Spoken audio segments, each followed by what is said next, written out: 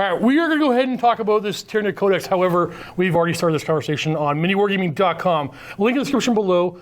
Go watch that video first. Stop watching right now. Matthew and I started this conversation where we start talking about the detachments in here. We abruptly stopped, and then we're continuing the conversation over here. So if you're coming over from that video, here's another intro for you. Otherwise, let's continue on with this review. And there are 4 battle reports for you to watch today as well. 4 Tyranid ones. Yeah, I guess we should probably do that. 2 for free, 1 on right here on Mountain Miniatures, and 1 over at Miniwargaming. And then we both filmed 1 for our paid members, and we're sharing them. So you guys get my one that would normally be from Miniwargaming Vault members, and our Vault members get the one from you guys. But they get both. We're not swapping, we're actually sharing. So right now there's 2 more videos for members only right now in the members only section for, Tyranid videos for you guys to watch right now. So 3 Tyranid videos on this channel today, the 4th one in the Vault on Miniwargaming. Or actually for free. No, for free. For free. You don't have to sign up to my Vault to get the Vault one because it's in your thing. So let's go on. We haven't talked about the Assimilation Swarm or the Synaptic Nexus. What do you want to talk about first? Let's do Assimilation Swarm because I'm already there. Okay. What's this one trying to do, Matt?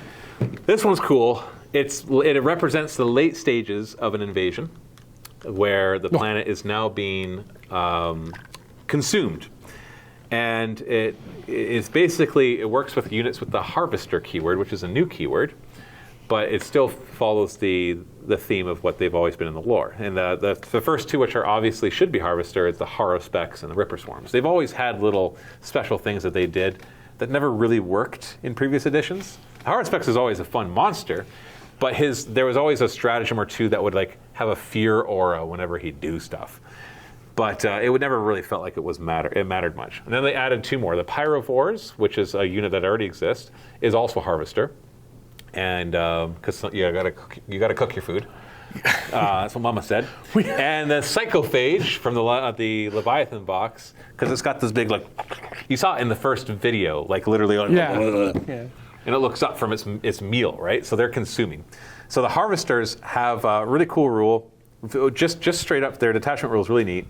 That in your command phase, each Harvester unit picks a unit and either heals D3 wounds or brings back a model at full health, unless they're endless multitudes, in which case they bring back 3. And one thing that I didn't catch at first is that you can pick one of those 2. And that's an important distinction because things like reanimation protocols for Necrons, they have to heal if somebody's hurt, and then they can bring back models. This one does not stipulate that unless it gets FAQ'd, which maybe it will. Because always could happen, sure. Because it's a very similar wording to reanimation, so I wouldn't be surprised if they're like, oh yeah, we didn't mean that. So if you have a big unit of warriors and one of them's hurt, but one of them died, you can be like, well, I'd rather bring back one at full health than heal the one, right? Bringing back models is always good. Oh, that's way better than healing the one. Always. And so that's just their basic thing. And so because Ripper Swarms are now 1 to 3 models, which I think they did in response to their realization, oops, we only put 2 in the Leviathan box. Right. And then we made them units of 3 to 6. Which is like the whole hot dog and hot dog bun thing. You got to buy 3 Leviathan boxes before you can have your Min squad of 3. Genius. And each Hormigaunt box comes with 1. No. The Leviathan came with 2. No, each Hormigaunt box but comes with 1. Yeah. The Leviathan comes with 2. So I guess if you get a Leviathan box and 1 Hormigaunt box, you got your unit. So now they're just like, no, they're 1 to 3. And they're 15 points in this book, which means you can bring 1 Ripper Swarm for 15 points. I mean, you can hide them behind terrain fairly easily. But that's all they're gonna. That's all they're gonna do for you.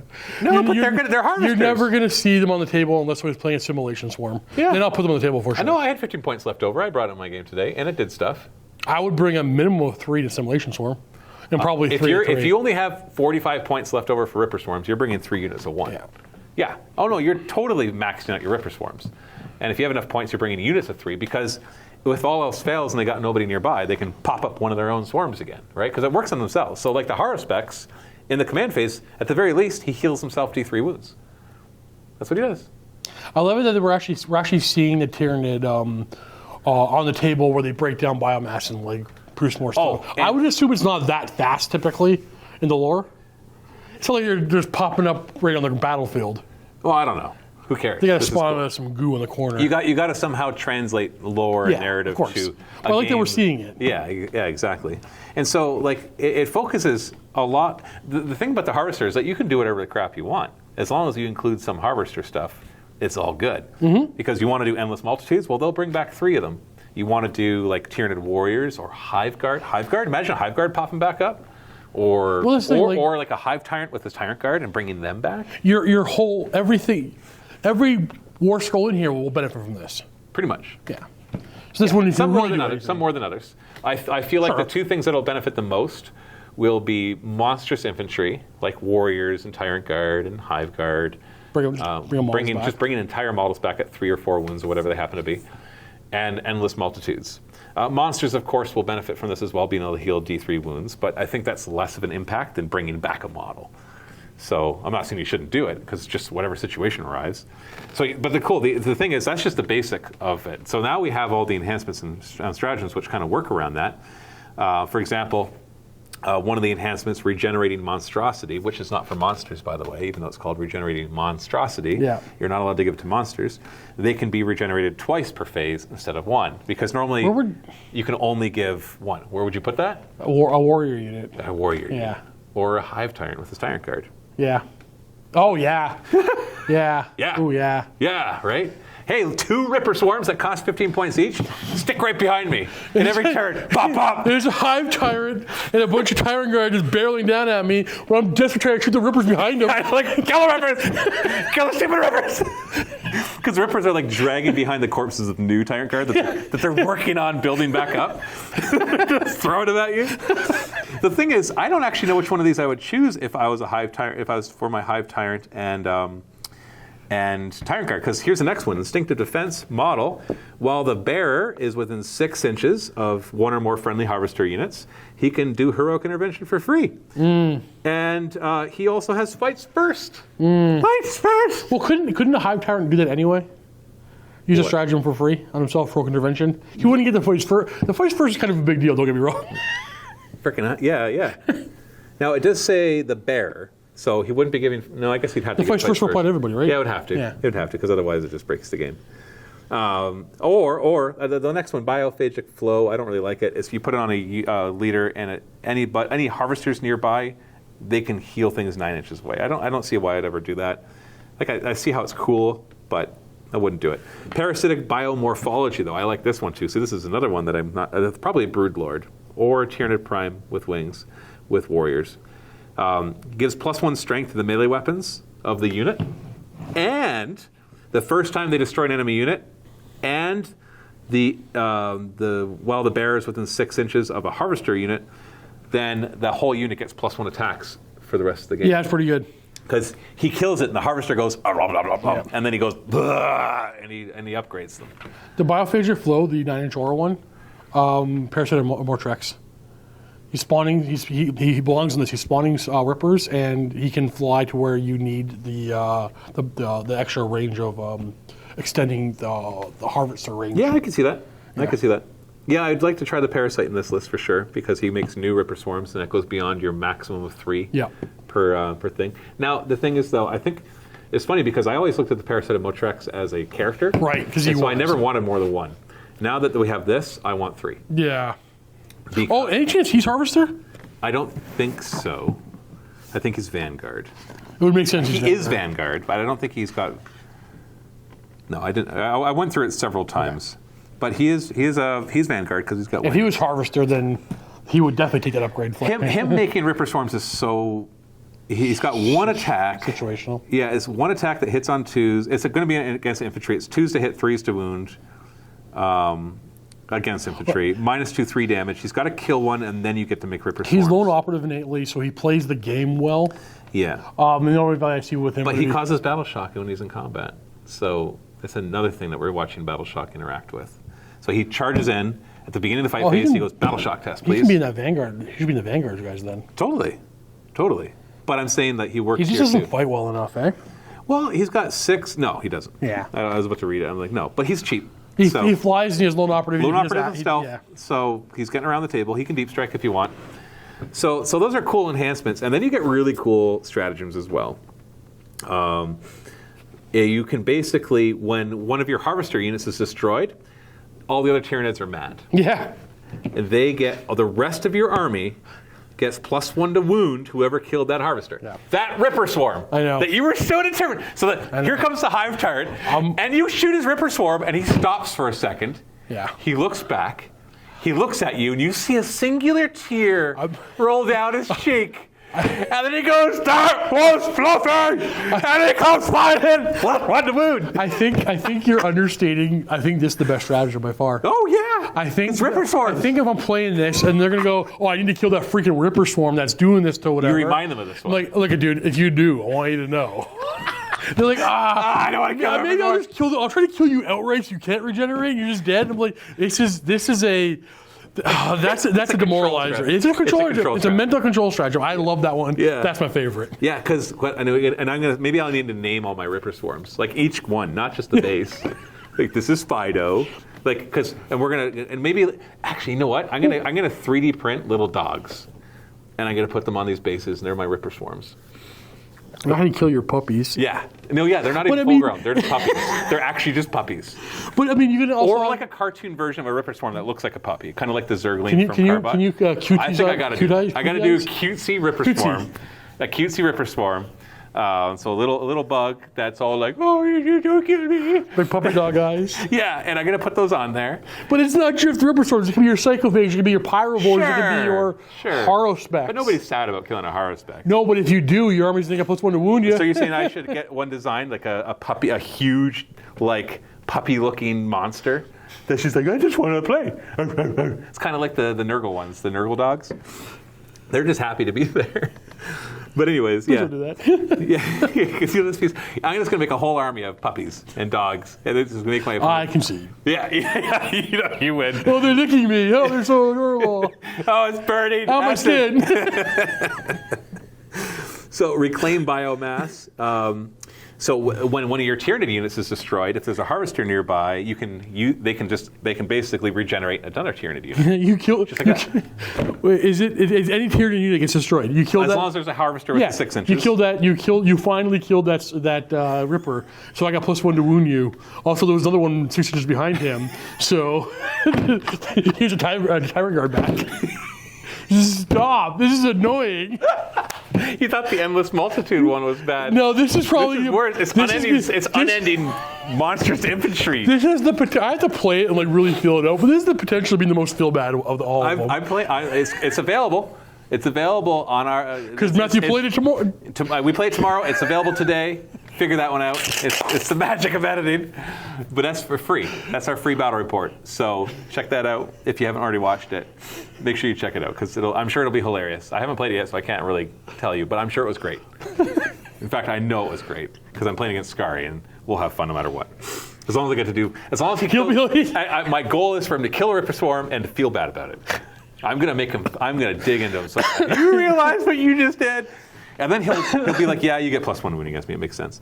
So Tyranniformed is a simple one. Harvesters next to an objective. They can be like, "That's my objective," and then when you leave it, it's still yours. Yeah, cool. That's a good one, actually. I like that. It's very good, but boring. A Blade of Carapace, your opponent's shooting phase or the fight phase. So when they basically select somebody, if they select a Harvester, that Harvester gets 5 up Feeling of Pain, or 4 up if they're in an objective.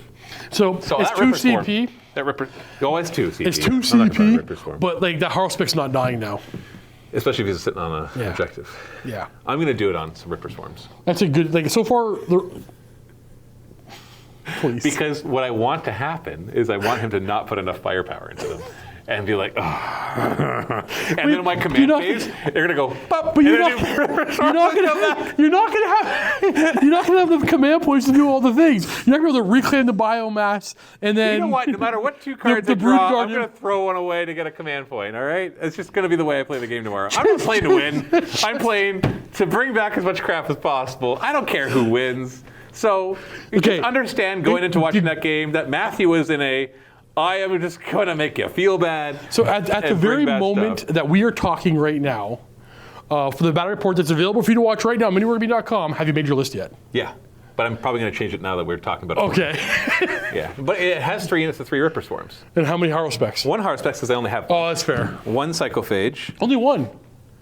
You don't have enough. We're only playing 1,500 points, remember? Still. Okay, hold on. Right now, so this might be different, is a Broodlord with 10 Genestealers, a Tyranid Prime with 6 Tyranid Warriors, because I had to have something to bring back, and then a Harrowspec, Psychophage, 20 Hormagaunts. Now that I've played, I kind of want to show them because they're new models, but at the same time, I'm like, I don't think they belong in here. 3 Pyrovores, of course, Ripper Swarms, and a Norn Assimilator. So that he can run up and he can be the one that gets mad. The Norm Assimilator isn't a harvester. No. Yeah. I know. It sounds like So he's in the Assimilation Swarm. I specifically chose that one, not the Emissary, because his name sounded like he should be in the Assimilation Swarm. Because that's how I do this game. That's how you play 40K.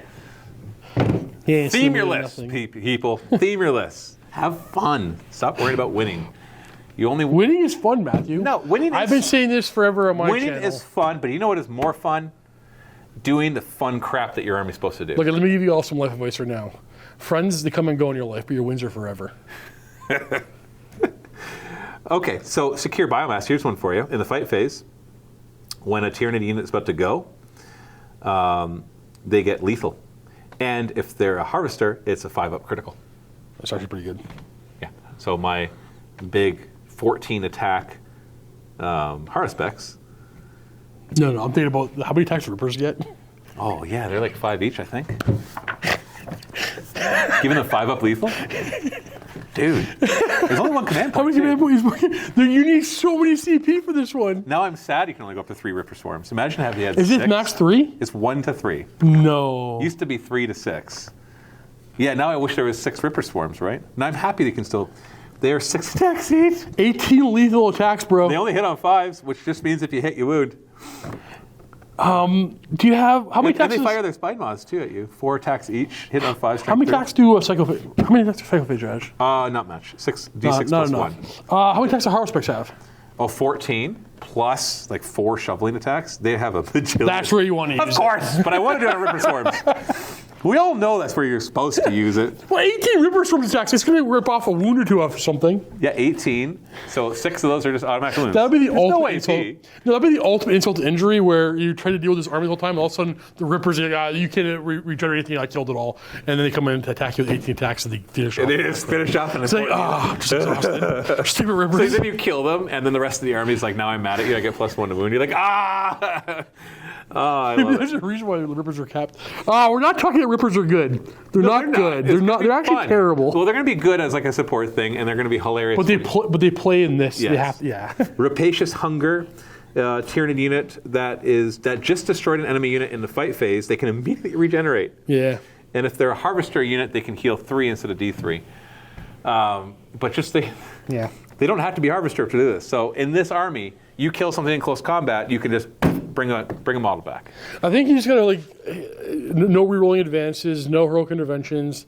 Just your strategy. Keep bringing things back. Yeah. Well, let's just face it. Command reroll is overrated anyways. Yeah, and if you want to do heroic intervention, bring instinctive defense in the or model. Or even a Hive Tyrant. Oh, I think I'm going to put a Hive Tyrant on the list for tomorrow, because now that we've been talking about this, I got to figure out a way. I got to drop 140 points in the Hormagaunts. What kind of Hive Tyrant?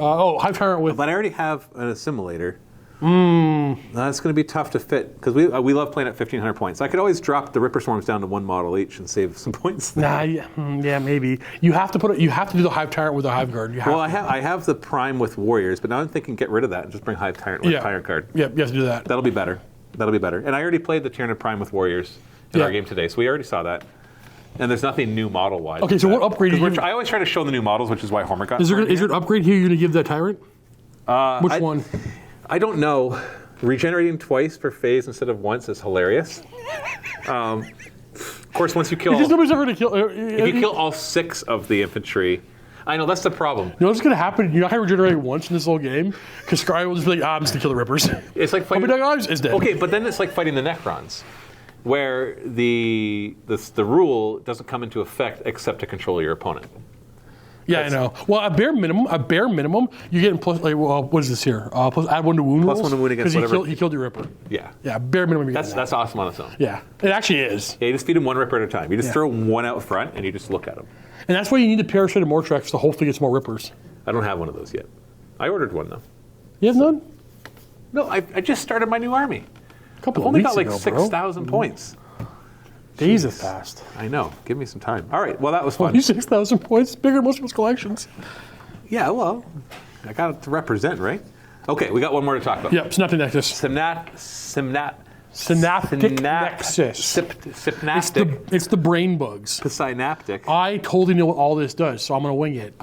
It's psychic. You want me to tell you? It's actually not psychic. Hit me. There's like 1 psychic thing in it. It's are all you? Synapse stuff. Somebody's lurking in the shadows. It's all dark in here. I can't see who it is. Still don't know who it is. Kind of sounds like Dave. Is it Jackson? Oh, it's Dave. Oh, it's Captain Slaughter. I didn't know you were back there, Captain Slaughter. Okay. Uh-oh. What's going on right now? Tyranid Talking review. about Tyranid Tyranid and all the Codex bugs review. everywhere. Where's the chaos stuff? Where's your sleeves? You know what? There's a lot of My chaos in sleeves. here. They're all over on the mountains everywhere. We've been downsizing. Dave can't afford sleeves anymore. Oh, fair. Sign up now. Buy Dave some sleeves. Yeah, please sign up For for the one vault. subscription a month. Please sign up for the vault. Dave can't afford sleeves anymore. Anyways, Synaptic Nexus. So it's actually about synapse creatures, believe it or not. Oh, that makes sense. Synaptic Nexus. I just assume psychers. In my Well, a lot mind, of psychers- in my mind, all synapse creatures are psychers. All psychers are synapse creatures. Yes, but not all That's hot not that's the case. Yes, it is. That is the case. They're not all characters. So this one kind of feels like 9th edition, the Tyranid Synaptic Link. So in 9th edition, essentially at the beginning of each battle round, you chose a thing to be in play, a synaptic power to be in play. Oh, that's right. Yeah. And every model, every unit that was within synapse range got this thing. For example, you could get 5-up invuln, and I've already forgotten the rest because that was. I'll say this is going to be the other one I play. And I remember reading this when we first got this book. I'm like, oh, this one seems like just a downgraded version of what we used to have. Exactly, which I like. You like? Because it was too All right, complicated. talk it up, because I was just talking about how it was too complicated in 9th, and now it's like they brought in the same idea, but they simplified it and made it cool. They're once per game, right? They were once per game before. Yeah, but there's a lot less of them. Yes, but there was a bunch of useless ones before. There was only 2 or 3 you cared about. Okay, Yep. I'll give you that. Yep. Yeah, there was one that was +2 move. There was a 5-up invuln. I use those two every And game. those are the only 2 you cared about. Well, no, sometimes the exploding sixes to hit for melee and shooting. I use those every game because I had to pick something else to play. Yeah. Or the one where your monster explodes on a 5+ instead Never of a 6. used that once. Yeah, exactly. So the fact there's only 3 of them is fine. Oh, So no, there's a psychic one before as well, but that one. Yeah, the second one was okay. But that's only when you're before. cheesing out Maliceptors and stuff. So this one, basically, at the beginning of each battle round, you choose one of 3 synaptic, what do they call them? Yeah, they call them synaptic imperative still. There's only 3 to choose from, which means you can only have 3 out of your 5 battle rounds. So having experienced this from the previous book, it actually makes it a hard choice for the first battle round. So one of them is, in every Tyranid unit that's in synapse range gains this. So one of them is 5-up invuln.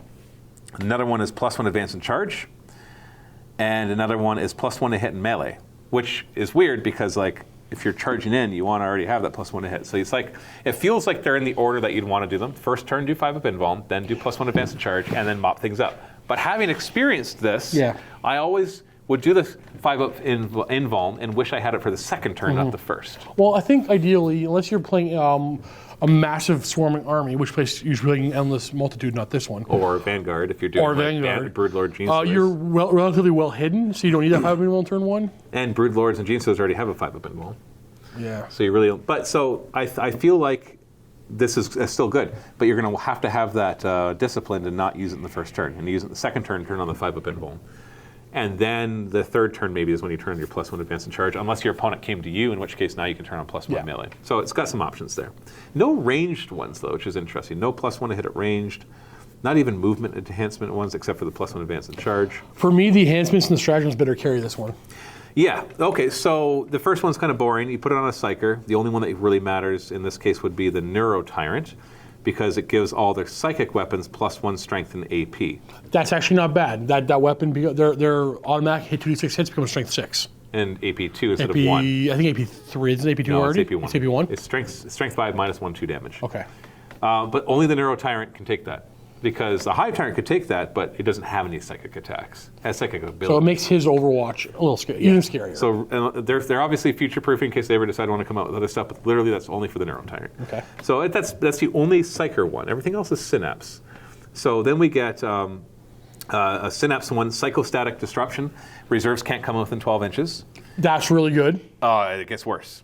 And every time, in addition, once per battle, during the first or second battle round, when reserves do come in, you can roll a die. On a 4+, they do not. That's really, really That good. is the crazy part. The 12-inch aura, I like that they have that there because that means there's something that's always going to be useful.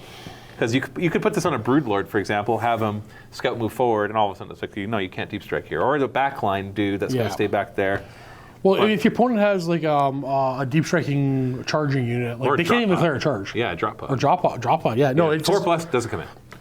Which is is a huge. weird thing for them to put in the rules. Because this feels like an old is that edition kind of thing. once per game per for game. the 4+ one? Okay, But only during the first and second battle round. sure. Which yeah, is well, usually when things because if you don't come on turn 3, you're destroyed. So Right. That would make sense. And then you have... that's a game-winning ability, to be honest with you. It can be, Yeah. but it's a 4+, right? So it's like... The threat of it. Yeah, there's a threat to you. I'm gonna try coming on turn 1 just so I don't risk not coming on turn. I don't know. Yeah, I love it. I love it. Synaptic control on a Synapse model as well. -1 damage.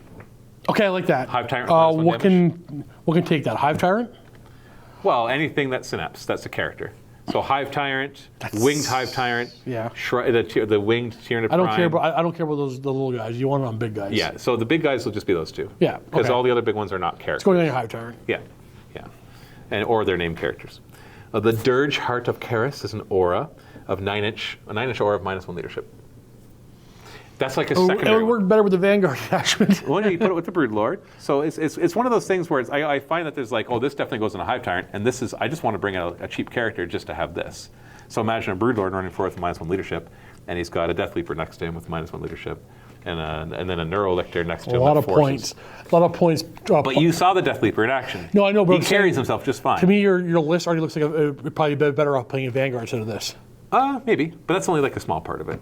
That's like 280. That's like I wonder. 400 points of the list. I wonder how often you're going to make a list, look at it, and go, you know what? I'm rather going to just play do this one instead. Maybe, but for me, I always force myself to go through the detachments, and then if I'm Yeah, ever yeah, going to do you anything should, and narrative, you should. Yeah, I think you should. If I do anything narrative, the Synaptic Nexus is like right in the middle of the invasion. So this one and the invasion are kind of in the same timeline. Either way, there's still 2 good enhancements in there. Yeah, at least. Well, two that I really like. So Yeah, for sure. The -1 damage is like, it just seems like Hive Tyrant, give him that. Because all the other ones don't need to be on a Hive Tyrant. Who cares? You can't use it has no psychic powers that do attacks. Who cares about giving him the aura? Or who cares about making him have the area of, you can't come in because he's going to move forward. right. So the stratagems are fun. So once again, interacting with Battle Shock. So this you might start to think about why this -1 leadership is 1. So it's a command point. When your opponent fails Battle Shock test, if you're within 12 inches of that with a Synapse creature, it's a grenade, except on 3+. Right. So basically, they fail a Battle Shock. If you have Synapse within 12, you roll 6 dice every 3+. I actually remember reading that. I mean, is a yeah, that's mortal actually pretty wound. good. Yes. I have to check. So all of a sudden, these little debuffs of leadership. But you have to be a psyker? No, a Synapse. The Synapse. only psyker thing is the first one. This is not a psychic thing. This is a Synapse thing. So your warriors work, your Broodlord works, your all these different. The Broodlord is a psyker, but you know what I mean. What are you looking at? The next one? No, I'm just trying to figure out, like, I would put, like, the -1 leadership aura on, once again, the Parasite of Mortrex. Okay, so Because he can fly, put that where you need it to so be. picture the combo. Yep. Death Leaper, something with a -1 leadership, Yep. and a Neuro Tyrant. He pops the once per game. Everybody has to take Battle Shock. Yep. Anybody near Yep. the Death Leaper and this guy are at -3. Yeah. -3 leadership. Yeah. Oh, they failed at 1 command point. Mortal wounds. Well, no, this is a different. Any phase. Any Any phase. phase. Right. It's not the Battle Shock phase. All those things that trigger Battle Shock tests in the middle of the game, boom, you hit them with mortal wounds. Death Leaper has no deep strike, right? No, he infiltrates. Okay. As you saw. He's scary. Yeah. Okay. Yeah. That's right. like, that strategy when lows a nice little bomb. Yeah. And It's 1 CP. Yeah, 1 CP. Synaptic channeling, you can just choose a Synapse from your army. He enhances to 9-inch Synapse instead of 6. That'll be situational, but Can it be could useful, but. Irresistible Will is in the shooting phase or the fight phase. Before a Synapse unit shoots or fights, they choose an enemy within 24 inches invisible, and they turn on an aura around them, and they turn into a captain that everybody near them gets to reroll hits of 1s and wounds against. Reroll hit rolls of 1 and wound rolls of 1. That's not bad. Against that. So it's like, hey, we're about to fire. Everybody fire at that thing. He turns on an aura, reroll 1s to hit and 1s to wound. That's actually going to happen all the time. That's shooting or fight phase. Reinforced Hive Node. You turn it on a Synapse creature when they're getting shot at or fought, and you worsen the AP of whatever's attacking them by 1. Yo. We're filming in here. I know, that's why I can't bug you. Just ignore him, he'll go away. It's like advertising. Just don't look. Just don't look. Skip, walk away. Yeah. All right, so that's cool. -1 AP, basically. Or reduce the AP by 1. That's situational again, not the most powerful thing. But you can that can add up in things. Then we got imperative dominance. In your command phase, a Tyranid unit that's in Synapse, they can choose one of the synaptic imperatives and just have that turned on for them. So if you want to give somebody +1 advance to charge, or +1 to hit, or 5 up invuln, you can just turn that on for command point. And override instincts, Tyranid unit that falls back, you come at 1 command point. If they're in Synapse, they can shoot and charge. So here's the problem I'm seeing. You're thinking of where all the different places that'll be better? Yeah, everything that you just there's the parts that are good in this one. You just described using things that are a mainstay of Vanguard. Like even the last stratagem you have here is just a mainstay of the Vanguard. Well, it's fall back, shoot, and charge, though. You know how many guns and those things you talked about.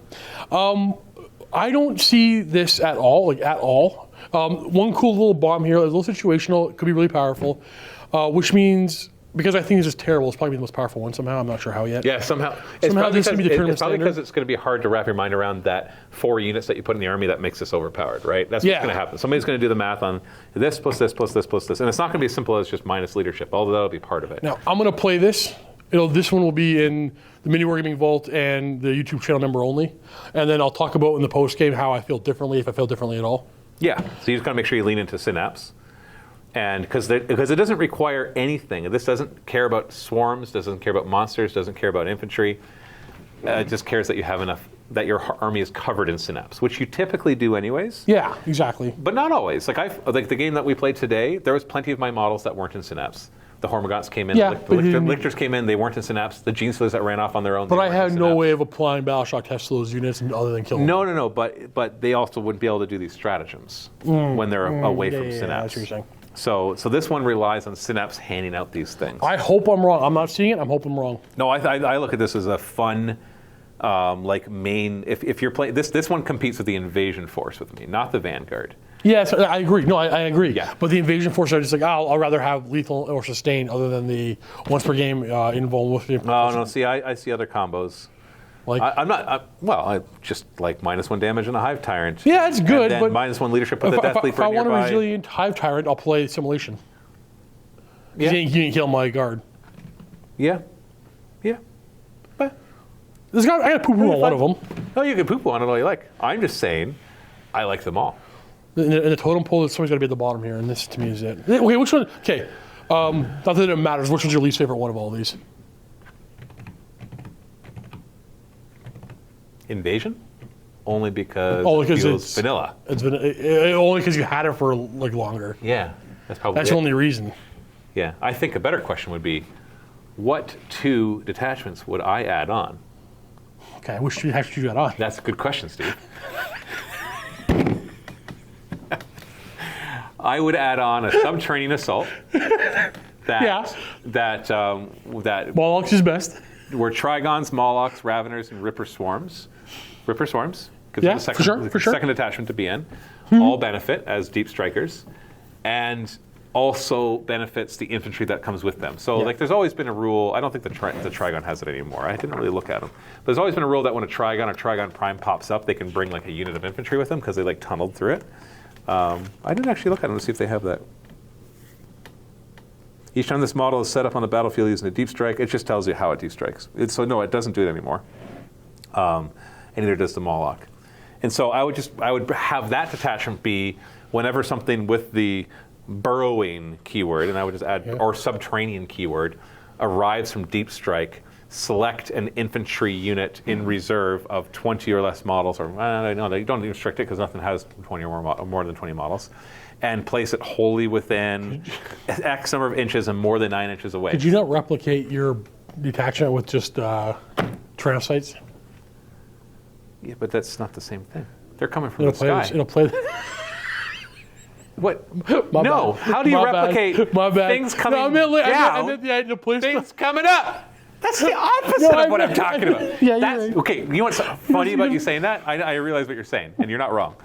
But I want it to be themed to that. The funny thing is, the second detachment that I was going to suggest was going to be a seeding detachment Yeah, that cool. works with Tyrannocytes, spore mines, gargoyles. Like it's like that first seeding of the atmosphere, and so like the sporocysts being placed down, Tyrannocytes. Yeah, the sporocysts. Sporocysts, Tyrannocytes, gargoyles, spore mines, mucilid spores would all be the thing. Yeah.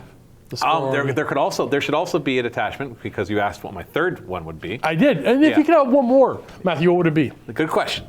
That's a wonderful question. It would be a hive protection detachment. That's not the word. There's always the part that's trying to protect the Tyranid buildings that get built. That's what Hive Guard are called Hive Guard for. Oh, their job is to warp. Yeah, they used to have rules that kind of, and they actually still have rules that show that when they're on an objective, because they Overwatch on a 5+, and when they're on an objective, they Overwatch on a 4+. Oh, okay. That's supposed to represent them protecting the assets of the Hive Fleet, and so I want one that's just that, because, I got a fourth one, but still, and this is the cool thing about detachments, they're so simple that you could just keep making them. I hope the White Dwarfs come out with more. Not that I'm a big fan of like splintering rules, but I am a big fan of continuing to come out with rules. More new stuff. So I hope that White Dwarf comes out with new ones, and there's no reason they wouldn't, because it's so easy just to keep writing more detachments, just throw them out there. And you can always be like narrative play only, so that you don't have to worry about super balancing them for tournaments and stuff. But anyways, so what was I saying? Yeah, like a protection swarm. So that would focus on Hive Guard and Tyrant Guard, Biovores, exocrines, like the things that kind of want to sit back, and artillery. And then the other one would be, and this would be the special one, which would be for boarding actions. Oh, okay. It would be the Hive Ship Denizens detachment. Well, that's like if you were inside of a hive ship. What are you dealing with? Yeah, like things popping out and all that kind of goop. So, but that's not so much a detachment. I only got one. Like narrative thing. Where is my big Gribbly gun line? What do you mean big? Oh, you mean like where there's Hive Guard and guns? Everybody's got long range guns. Well, there's a couple places that invasion works just fine for that. I guess it is invasion. Yeah, because now they're sustained hits or they're lethal. I guess it's invasion. Fair. Invasion, like you can use any invasion for any of them, right? It's true. Except the subterranean one, because we don't have a rule to bring in infantry next to the Trigon. The Tyrannocyte.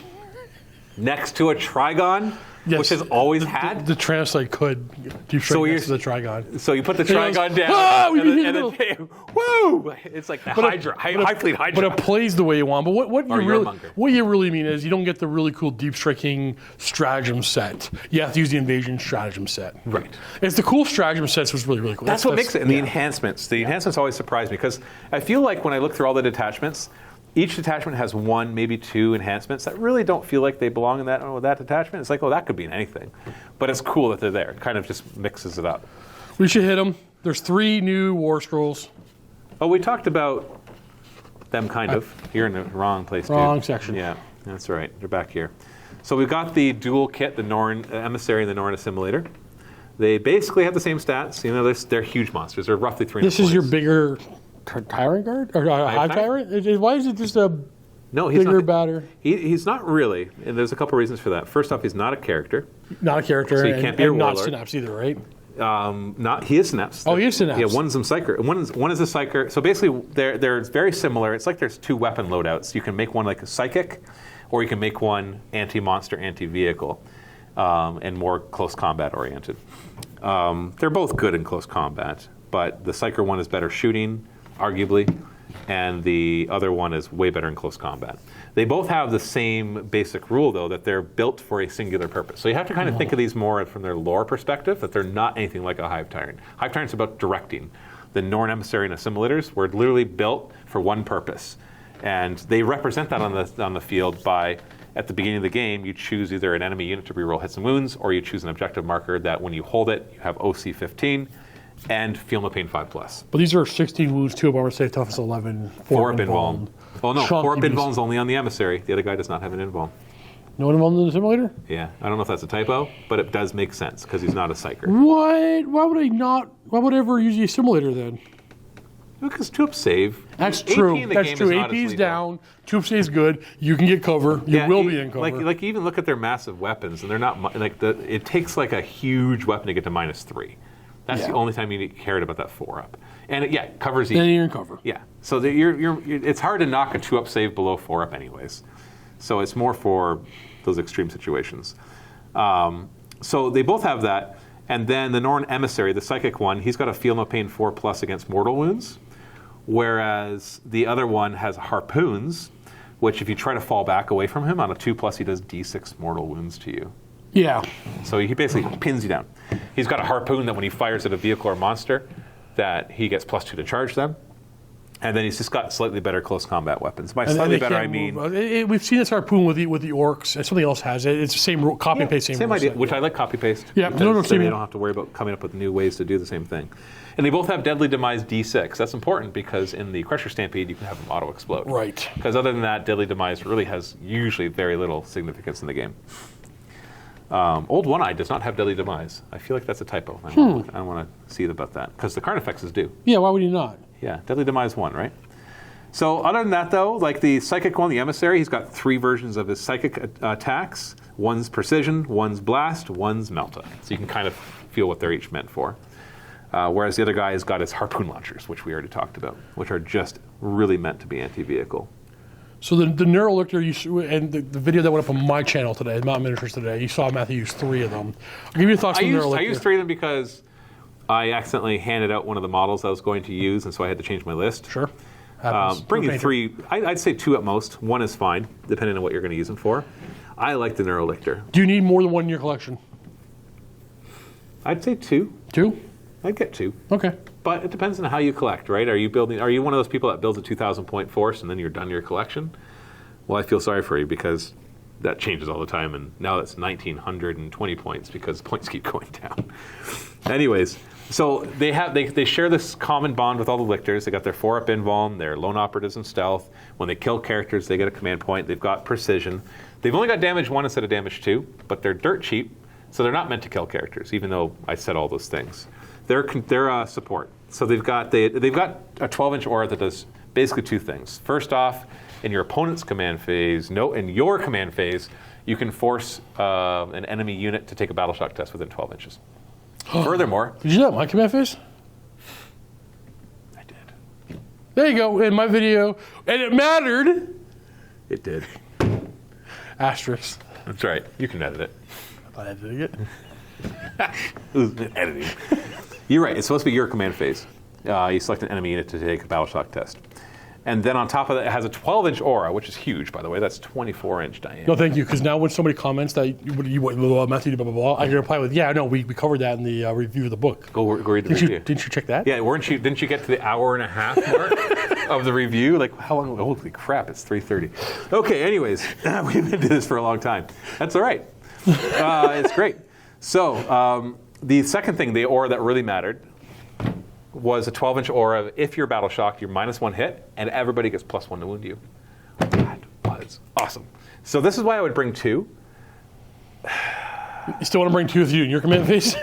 No, well, it's not that. It's more just that even though they're only like 60 points as of the printing of this book, we like to play at 1,500 points, and so another 60 points actually feels like something. Yeah. Which is why I like playing at 1,500 points, and you should always play at 1,500 points, unless you want to play a big game. I feel then like play they at 25. are actually. I disagree with you at first. I feel like they are missing 1 damage. I think they even their point cost warrants 1 more damage. So I actually double checked, and it was not a typo. Yeah. But No, but I remember arguing with you. Like now, I think it's definitely meant to only be 1 damage. Yeah, but I think they seem lackluster at 1 damage. I would bring it if you plan on doing anything to mess with Battle Shock. Yeah. If you're not really combining auras and Death Leapers and stuff, if you bring a Death Leaper, I almost feel like you should bring a Neurolictor with them just to stay with them. They did well together. They really worked well together. He didn't kill anything. Well, that's not true. He finished off wounded things. I think that's about everything. We covered it all. Yeah, we didn't really Well, I guess we didn't cover Crusade. Yeah, it's fine. That's for another time. It's unchanged. It's a little changed. But, yeah, that's a whole other discussion. I think for the most part, we're interested in the stuff that you'll be seeing in your day-to-day games. But overall, I got to say I'm happy. I have no idea where this is going to rank competitively.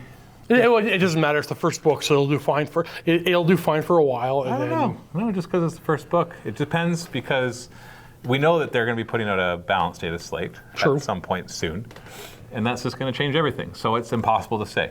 Well, historically speaking, it's going to be a week soon. It's happened every time. Usually. Yeah. Yeah. But it's okay. Have fun with it. Okay, I'm excited for the future. because we were talking about detachments, and when we're thinking about other armies, what detachments they could be, I like that everything looks usable, even Rippers that had no use, they found a way to use them. I don't know, I'm excited for the future. That's what I can say. Like, the detachment system seems pretty good. Well, the detachment system to me seems like such an easy way to expand an army without having to add new models. Yeah, oh, for sure. And they've done this before. Like the Crusher Stampede existed before, but the books were just too complicated. It's like, here, we're just going to dump 30 some odd stratagems on you, and you've got to kind of figure them out. Plus all these special rules, plus pages of your army special rules. My whole philosophy of collecting armies in the last couple of years has changed to like more smaller armies. Now they're going to be even more specialized. So I don't know if it's a good or bad thing, but the one problem we talked about in the post game of our game, but I think we're going to have the problem going. I think a lot of us are going to have this problem going forward. Is, as I said at the beginning of this video, or the other half of this video on Mini Wargaming, picking up this codex and reading it once and going ready to play, you're going to have no problem doing. The problem that I'm going to have going forward is I'm going to go ahead and use stratagems on the table that aren't in my detachment. Yeah, you're going to forget which one. Yeah, I'm going to use. I'm so used to having X stratagem. I'm going to use that, like that swarm. The one in Invasion Fleet where you bring back models, D3 plus endless swarms for one command point. I think I tried to use that in my very first game, which will go out again later in the week. I know I didn't do it, but I was about to use that stratagem, wishing that's not in this attachment anymore. I think that that is easily fixed with the fact that all the stratagems fit on one page. And so you can have that page in front of you. Yeah, I know. I'm just talking about like once you get into it and you think you know you're on camera and you're like, I'm using the stratagem where I know it's called heroic intervention, but at the time the one where I'm just going to charge you right now. Right. And I'm just going to say, oh, well, I'm going to use that stratagem. Oh, what is it? I bring D3 plus 3. I get my little Gribblies back. Oh, I'm playing endless swarm. I can't do that one. Right. That's what I think. I think it's a mistake many of us are going to have, and prepare to see that in battle reports going forward. We're using stratagems that aren't part of the detachments. But if that's the worst of it, yeah. Because people practice for a tournament are going to be playing the same detachment over and over again, so they're not going to have the same problem. Yeah, I don't think that'll be too bad because it's literally one page, so you can just have that page handy. Especially because they're coming out with the cards, which will be good for at least a month. Yeah, hopefully. Before they change the rules for them. But we're gamers. We go ahead and just remember things. Yeah, right. Yeah. We're paid to do this. You got to remember all the rules. No, but I'll say like it is easier to pick these up. It is more straightforward to learn your rule, read your stratagems, play your attachment. I just have to go ahead and refresh before every game because we play multiple armies. Now every one of us plays. Well, sorry, only Tyranids today, but now you have 5 different detachments, 6 different detachments. Oh yeah. But we're all gonna have that soon. That's it. That's your video, man. You gotta close. Go watch another video. Make sure you watch the other battle reports on his channel. Yeah. It actually does keep this channel running as well. Because if Mini Wargaming doesn't keep making money, this channel doesn't have a studio to use. You know how expensive studio space is? In Welland? We don't. Anywhere. Why is it expensive in Welland? So if you don't go sign up for the Vault on Mini Wargaming, I don't care about them. Sign up to become a channel member, but also support them because my channel can't survive without them. I do appreciate it, Matthew. No Thank problem. you in front of everybody. No problem. We're not professional here. No, that's fine. Goodbye. What's the point of that?